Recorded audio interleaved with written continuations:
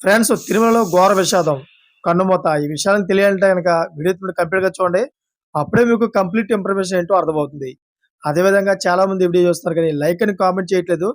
దయచేసి లైక్ అని కామెంట్ చేయండి. లైక్ అని కామెంట్ చేయడం వల్ల అసల తిరుమలలో ఘోర విషాదం ఎందుకు జరిగింది? అసలు ఎవరు కన్నుమూశారు?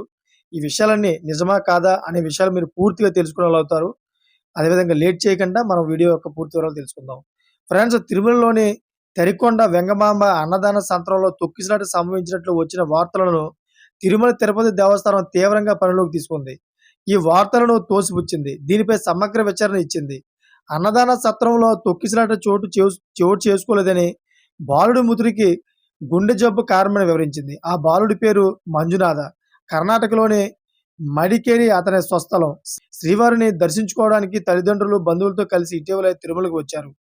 అయితే శనివారం స్వామివారిని దర్శించుకున్నారు. అనంతరం అన్నదాన ప్రసాదాన్ని స్వీకరించడానికి తరిగొండ వెంగమాంబ అన్నదాన సత్రానికి వెళ్లారు.